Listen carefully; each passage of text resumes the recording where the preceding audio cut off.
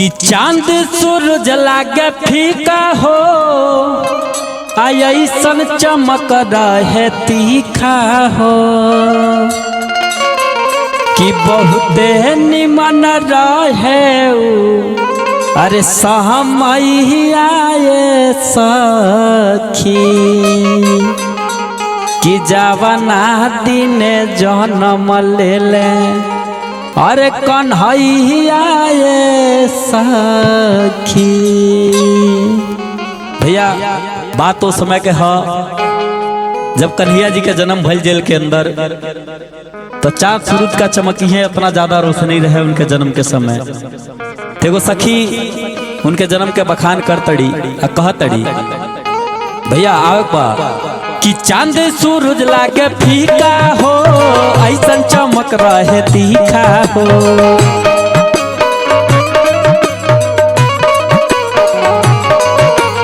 चांद सूरज लागे फीका हो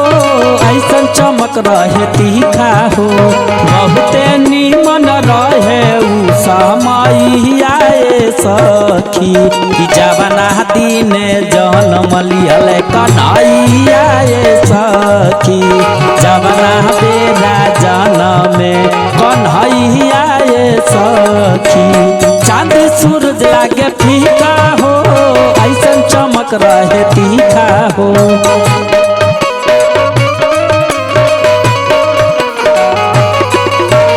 चांद सूरज लागे फीका हो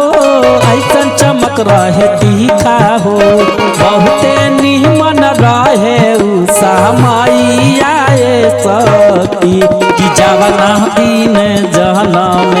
कन्हैया सखी जवना दिन जन्म कन्हैया सखी।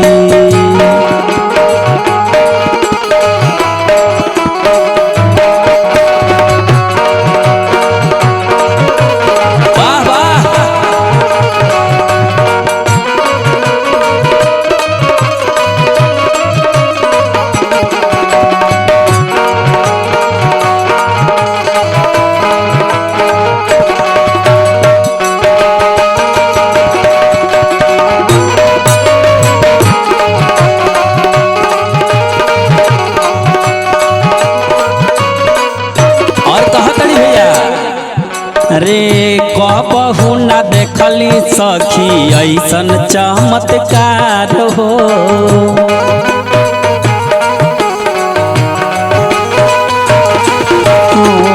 जन्म होते सुहत गईले सगरो पहरेदार हो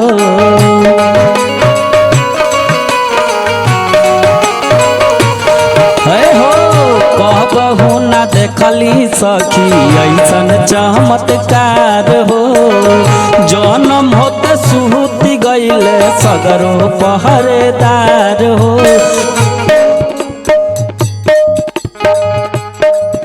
अरे खुलल जेल के बंद सब के वाड़ी आए सखी कि जवना दिन जन्म कन्हैया सखी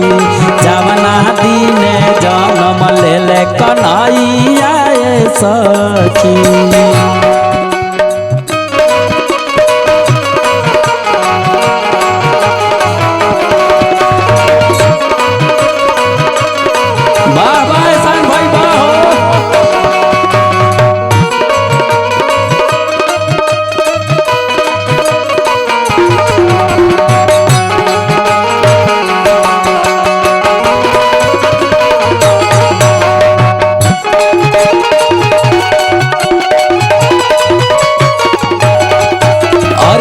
सखी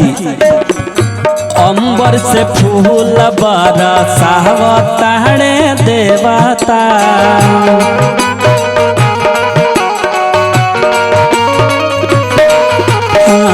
नारद बाबा बाटो ताड़े घूमी घूमी के नेवता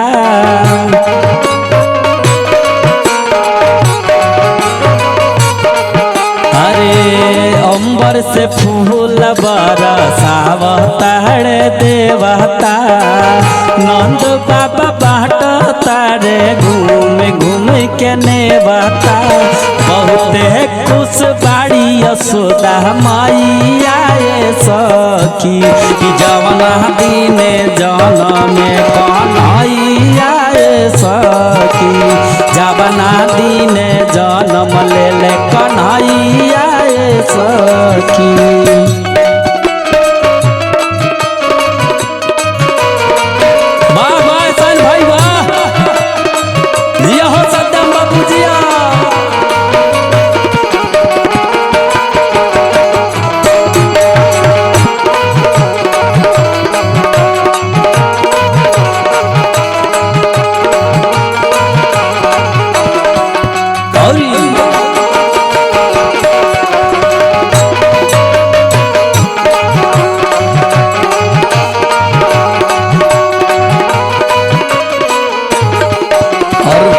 भैया हो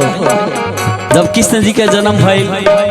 तो सगरों देवता लोग सोचे लोग कहूँ दर्शन हो जाए तो कैसे कैसे आयल बड़ा लोग ब्राह्मण के भेष के अइले त्रिपुरारी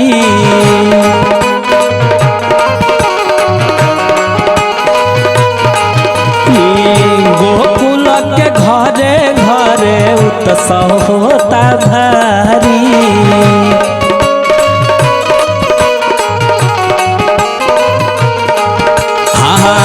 ब्राह्मण के भेष के अइले त्रिपुरारी गोकुल के घरे घरे उत्सव होता भारी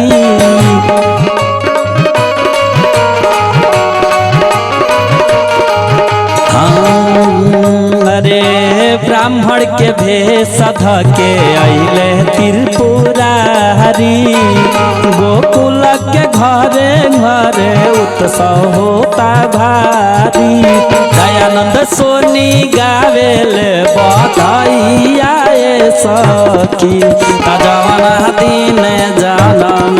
कन्हैया ये सखी जवना दिन जनम कन्हैया ये सखी